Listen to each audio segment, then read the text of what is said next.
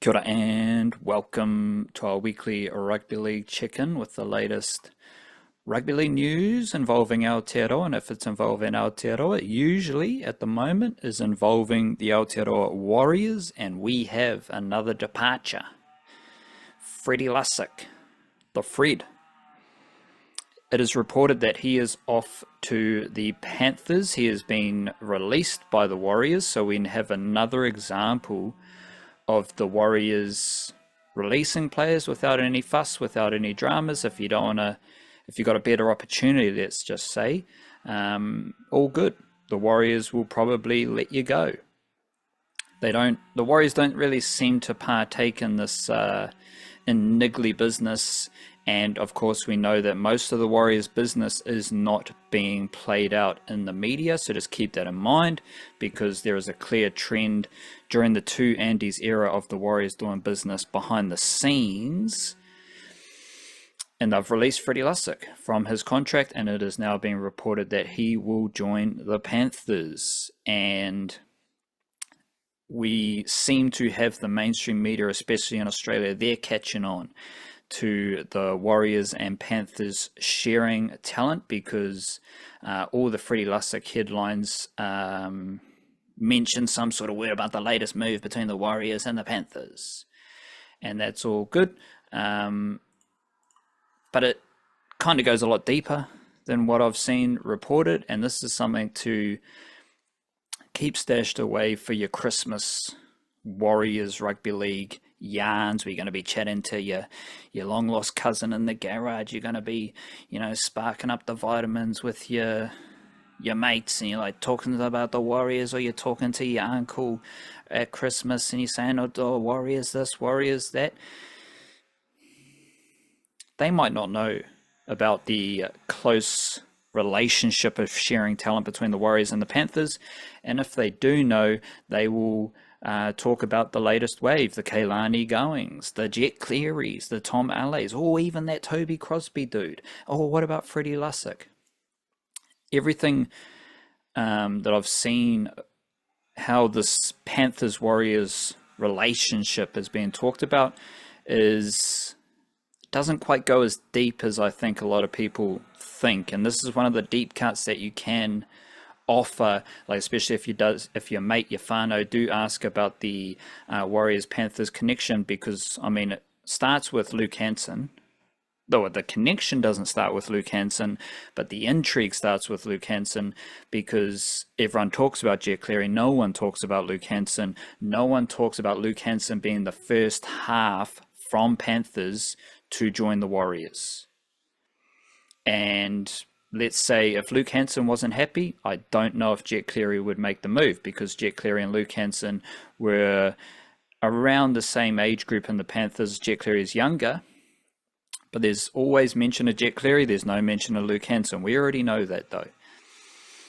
Going back a few years to when the Warriors were still in the Redcliffe era, there was Preston Ricky, Deion Amatuanai, and William Whakatomafe, who all left the Warriors Redcliffe era to join the Panthers.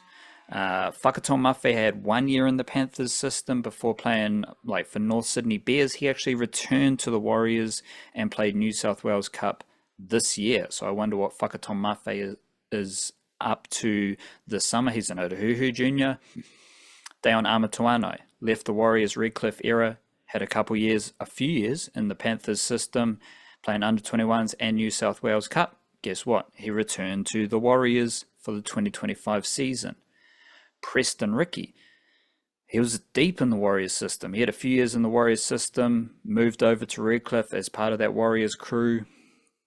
Then he joined the Panthers and debuted for the Panthers and had a bunch of years in the Panthers New South Wales Cup team. Now he's got to deal with the Broncos for some training and fringe NRL spots. So even when the Warriors were exiting, well, not exiting, because I think that's around 2021, first year was 2022. So even when they were in the Redcliffe era, players were leaving the Warriors system to go to the Panthers. Another funky move that no one would be talking about, and that's all good, is the Francis Manulelua departing Auckland to join the Panthers. Manu Leilua was one of the best players in the Warriors system, and while he was playing first 15 for King's College, but he didn't play SG ball, definitely didn't play under 21 Jersey Flegg, and that was before Harold Matthews Cup, so he only played like future Warriors under 16 games, but he was just straight up one of the best footy juniors in Aotearoa, combining league and union as a Papatoetoe junior. Once he left King's College, he went to the Panthers. So it wasn't necessarily him going from SG Ball under 21s Warriors, but he was part of the Warriors system, finished school, and then he went to the Panthers. He played, I think he might have played 2 years there, SG Ball, but under 21s. Then he got a better opportunity at the Newcastle Knights, and I'm expecting Francis Manalelua to debut for the Knights next season. We've already talked about Siali Faiamani, who was in the Warriors system last year, and then last summer he moved to the Panthers. He played a lot of under 21s footy, played one game in New South Wales Cup, and now he is taking up a better opportunity with the Titans. So right there with Manu Leilua and Siali Faiamani, they are two players who left the Warriors at under 21s or lower level, had a cup of tea with the Panthers 1 year, maybe 2 years. Then they've gone on to better opportunities as far as pushing for NRL selection. Of course, we've talked about Compton Purcell, who made the move earlier this year, mid-season switch, and here I think he scored an awesome try against the Panthers in SG Ball or Jersey Flegg Cup. Then, funnily enough, he was signed to the Panthers and made a mid-season move. So he played a few games of under 21s for the Warriors after playing the SG Ball season. Midway during the under 21 season, then he goes to the Panthers. Of course, we know the recent wave: Keilani going, Tom Ale, Toby Crosby, Patrick Moimoi, now Freddy Lussick. So there is this current connection where all the players you're seeing mentioned in the headlines, in the blurbs, have gone to the Panthers, but the Panthers have been recruiting players from the Warriors system as far back as to the Preston Ricky Daon Amatuanai phase. They had Mana Leilua, then they had Faiamani, who both left the Panthers soon after. They've still got Compton Purcell in their system. But yes, there is the Warriors-Panthers connection, but the Panthers have also increased their recruitment from Aotearoa generally. Last week I talked about some of the wahine from the South Island especially who are in the Panthers system, and we got to remember the Panthers don't have an NRLW team right now, but the Panthers are recruiting women from New Zealand. That shows you the landscape of women's rugby league in Aotearoa, where teams, organizations who are pushing to get into NRLW, like the Bulldogs before this season, they are building their foundations, they are building their women playing base by recruiting from Aotearoa without even having an NRLW team. The Panthers are doing that right now at various levels. And we've talked about Hami Loza and Kaya Cribb moving from Hami Loza from the Knights, Kaya Cribb from up in Gold Coast. Both of them are from Aotearoa, and Panthers have recruited them into their system. Hami Loza from South Auckland, De La Salle, Mangere East, Otara Junior. Kaya Cribb is from the Waikato. Hami Loza a half, Kaya Cribb a fullback. And the Panthers have always loved Aotearoa though, because they've got one of the highest, biggest crews of NZ Kiwis for NRL teams: Moses Leota, Isaiah Papali'i, Scott Sorensen, Casey McLean. Two of them are Kiwi NRL juniors. Moses Leota isn't like a heavy duty junior. He left when he was a very youngster. So Isaiah Papali'i is the only one there who played lots and lots of junior footy in Aotearoa. But you do have 4 NZ Kiwis in that Panthers squad, even with James Fisher-Harris. So there we go. That's a deep dive into what the Panthers are doing as far as recruiting from the Warriors and New Zealand in general. I do want to play up that Panthers versus Warriors connection because it is real. There's a lot of crossover. There's a lot of people who know each other very well, who trust each other, and both systems appear to be very good systems. So like Luke Hanson and Jet Cleary were happy to leave the Panthers to go to the Warriors because the Warriors system's really good. And then all these juniors from the Warriors or these players from the Warriors, they're happy to go to the Panthers because the Panthers system's good. But the Panthers are happy to recruit these players from the Warriors because they trust their work ethic, their development, they trust where they have come from, and they have faith that they can do well in the Panthers system. One other thing about the Panthers is that they don't really have many top-tier recruits or even mid-tier recruits to their NRL squad. And most of their salary cap, the imaginary salary cap that we all talk about, but we know nothing about because all the facts and figures are not actual factual. It's all these dudes who we know well: To'o, Dylan Edwards, Yo, Papali, Tango, Cogger. You got McLean, Liam Henry, Liam Martin, Lindsay Smith, Luke Garner, Kenny, Leota, Cleary, Alamotti, Scott Sorensen. All these dudes would probably be taking up a large section of the salary cap.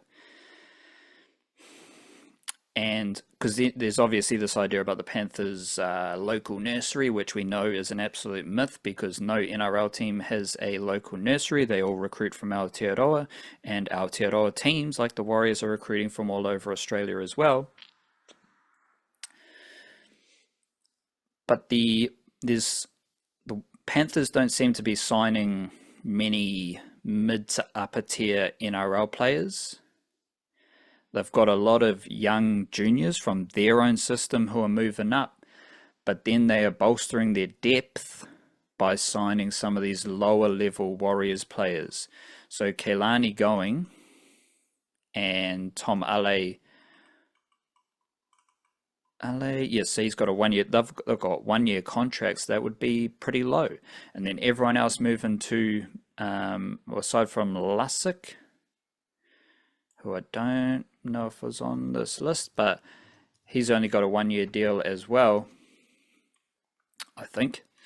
But these dudes aren't on a lot of money, right? These dudes are on kind of lower level NRL contracts, let alone some of them who would be on training trials, New South Wales Cup part-time, or even like an under 21 contract maybe. But the Panthers are building out their depth with cheap but pretty experienced players. Keilani going, Freddy Lussick, and Tomale most notably. So they'll be getting value for money from those players, especially if they're on the lower tier NRL contracts, maybe even development contracts for other guys.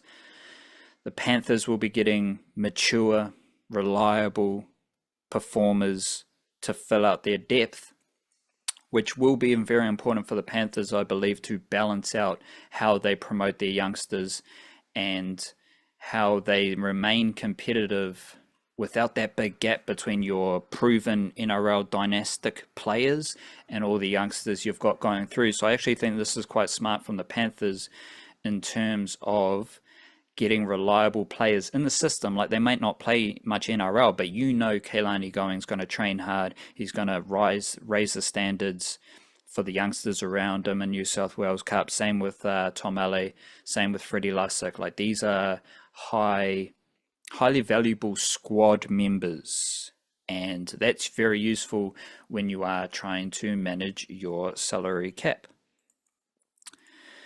The thing I keep thinking about as far as the Warriors and Freddy Lussick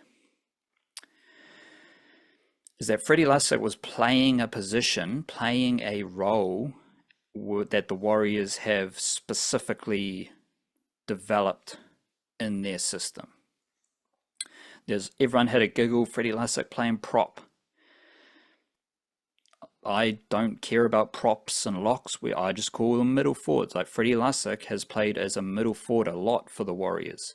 But then again, so has Te Maire Martin. Te Maire Martin got his NRL game time this year primarily as a bench player, and he's on the bench ahead of Sam Healey because Te Maire Martin can play any position on the field.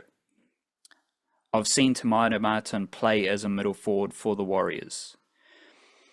I prefer 4 players like Te Maire Martin, Freddy Lussick. I prefer the small forward category because that's what they are. They're smaller forwards who are faster and more skillful than the big boppers. Te Maire Martin was on the bench because of his utility value, and he played a lot of minutes this season as a middle forward.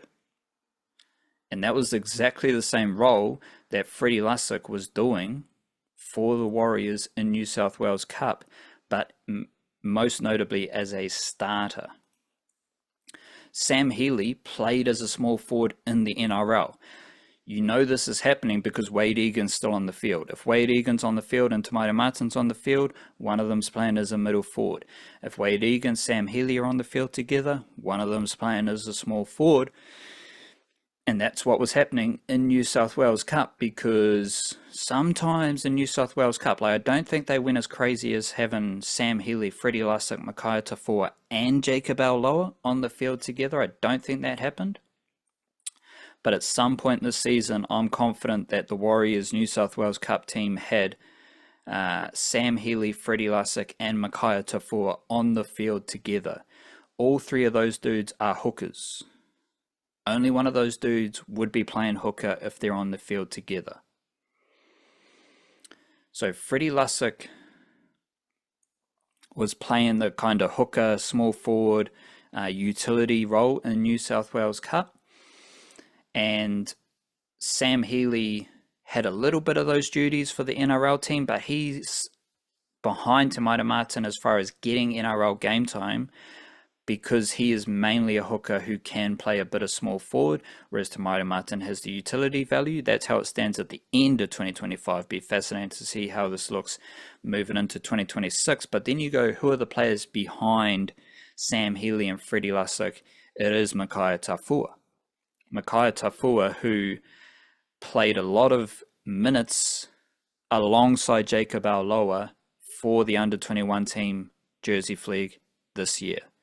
So Tafua and Auloa were sharing dummy half and small forward duties for the under-21 team. They are so physical, they're so ruthless pretty much, that they can play as small forwards. So right there you've got 2 younger versions of Freddy Lussick coming up the system. Tafua will definitely play a full season of New South Wales Cup, I believe, and I think Auloa isn't far away.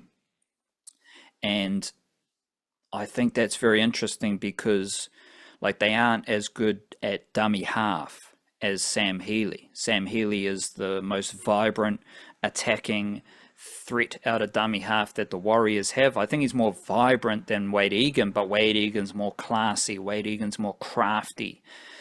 Sam Healey can't throw no-look spiral passes in both directions. Wade Egan can do that, but Sam Healey can burst out of dummy half and offload and set up an attacking movement out to the sidelines, and he's a bigger body, so he's a little bit more robust than Egan. But the Makaia Tafua and Jacob Auloa, like Tafua has scored some very crafty tries in the Warriors system. So has Auloa, but I don't think they're as silky at dummy half as Healey or Egan. But they are way more physical. Like they are smashing dudes in New South Wales Cup and under-21s without the footy, and they are big enough and strong enough to carry the ball to the line before shifting it on, or just take a hit up, or just do the duties that a small forward is required, like Aaron Clark. Aaron Clark gets the ball, he can pass in both directions, but he's got that burst of speed to target the area around the ruck as well. I think that's what Tafua and Auloa are going to develop into, and one of them is going to play New South Wales Cup alongside Sam Healey. And when that happens next season, Sam Healy will probably stay on the field. That's because our Tafua, then maybe Auloa, is playing as a small forward. They might get into dummy half to give Sam Healy a break, but their main job is to be ruthless, powerful, strong mofos in the middle of the field while offering a little bit more speed, a little bit more playmaking than the other props and locks and middle forwards, but also offering the utility and versatility to cover dummy half as well. Then there's another bloke, Etuati Fukufuka, who I think is still with the Warriors. We don't have confirmation of that at the end of November. He is very, very similar to Aaron Clark. He's a dummy half. He started as a dummy half. He actually started as a dummy half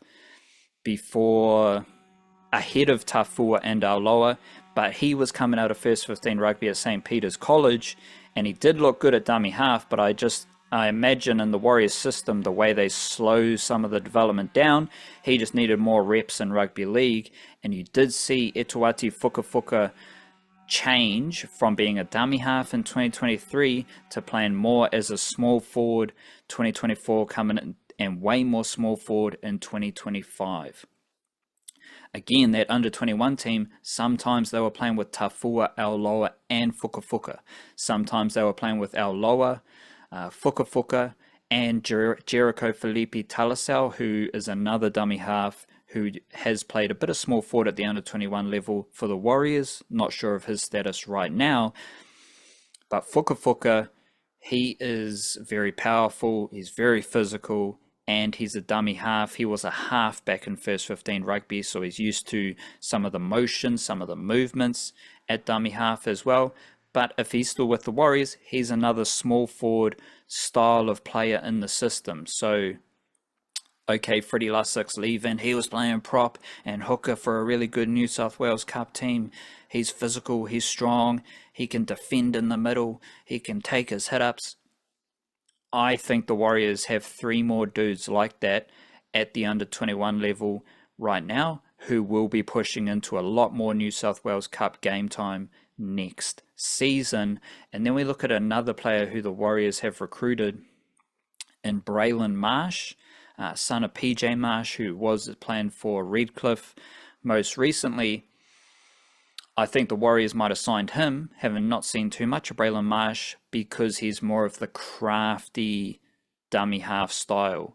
So he's more like a Healy. He's more like an Egan. So then you're getting a bit more balance in the styles of players the Warriors have in this kind of position silo in their system. You got some more physical, small forwardy dummy halves, but you've also got the crafty attacking threats in the system, because the Warriors went out and recruited Sam Healy while they had Lussick, Tafua, Auloa, Fukufuka in their system. They wanted Sam Healy's skill set.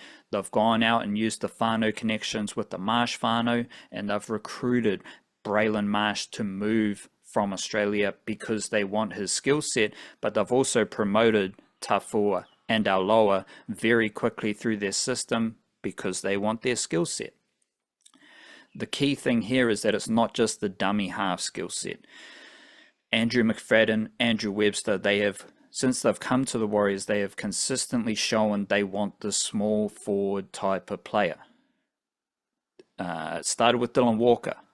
It did start with Tohu Harris, but he was just more of a, he's not a small forward because he's a big dude, but he was playing some of that role. But then we saw how useful Dylan Walker was in that position. They were comfortable in allowing Dylan Walker to leave because they had Aaron Clark, who they recruited from the Titans. Then we've seen how Tafua, Auloa, and Fukufuka have been developed in the system. They want that style of player, and Freddy Lussick was doing those jobs at a very high level for that New South Wales Cup team. So a good way of thinking about it was Freddy Lussick was setting the standard for that New South Wales Cup small forward role, setting the standard for Tafua and Auloa to strive to. I think they've hit that level. Now it's time for Lussick to move on. But again, going back to Tamaita Martin, that's another example of the type of player Coach Webster wants in his team, where he doesn't just want a dummy half on his bench. He may change that heading into next season. He wants someone who provides a little bit more utility value on that bench. And Tamaita Martin had to learn how to play as a middle forward, as a small forward. And I think that might have been a key reason in how his contract situation played out, because the two Andys, they were like, mate, we might need to see you play more as a middle forward. And once he ticked those boxes, then there's another contract there for him. And another very interesting player that's just come to mind that I did have written down but completely forgot because we're off the too many Aotearoa vitamins is Lennox Tuiloma from Christchurch. So two of these dudes from Christchurch, Makaia Tafua, Lennox Tuiloma. Lennox Tuiloma was starting in the middle for the first Harold Matthews Cup championship team, under 17s, and then he basically had a year off. So he was a middle forward at the under 17 level. The Warriors stuck by Lennox Tuiloma even though he was out injured, out of action. Now he's back training with the NRL wider summer training group, and he would be a very, very interesting player to watch out for going into next season, because he's someone who doesn't have the dummy half utility, but he does have more experience as a middle forward. So if you've got a young bloke who's fast, he's powerful, and he's growing up as a middle forward. I suspect he played as a middle forward coming up in Christchurch. Then he played as a middle forward for the under-17 team. I've got no reason to think why he would change positions. Lennox Tuiloma, and even someone like Paia Sikavea, Junior Sikavea, he has that small forward ability as well. So that's where you're seeing some of the players. You're still seeing that small forward role in the Warriors system, but you're seeing that there's some players who provide dummy half utility, and there's some players who are specifically middle forwards, but they're smaller and they're faster and they're more explosive than some of the big boppers. And another player that has also come to mind is Albert Belchin, who has previously spent the last few years in the Bulldog system, but he's joined the Warriors apparently for next season, and he's very similar to Lennox Tuiloma. He's very similar to Sikavea as a smaller body, but he ticks all the boxes as far as playing middle forward duties. So there you're seeing how that role is being developed in the Warriors system, and I don't want to say it's the Freddy Lussick role, but Freddy Lussick was a reliable small forward dummy half in the Warriors system. The Warriors have a few more of those with the dummy half skill set, but you're also seeing that the two Andys are developing small forwards. They are developing faster forwards who have more footwork and more speed than some of the big dudes, but they've grown up in those positions. So soon you'll see a lot of competition for those small forward minutes and middle forward duties, because the younger dudes below Fukafuka, the Lennox Tuiloma, who might be above Fukafuka, we don't know, we haven't seen Tuiloma play, but Tuiloma, Sikavea, Belchin, they are going to rise very quickly because they offer a different style of forward that is more suited to how the NRL is played right now. That's the key point here. The two Andys have, it's not rocket science, the NRL is faster, and so you need forwards who can get around the park without losing the physicality, the aggression, the oomph that is needed at the NRL level. And the Warriors have a bunch of players already in their system who are ready and willing to take over that Freddy Lussick role in New South Wales Cup. They've got the same players in under 21s, and they'll probably have the same style of players in their under 19 team as well. Bang, booyakasha. Big up to you. Big up to Aotearoa. Big up to Freddy Lussick, bruh. Appreciate that mana wave. It was a great moment in my lifetime. Kia kaha.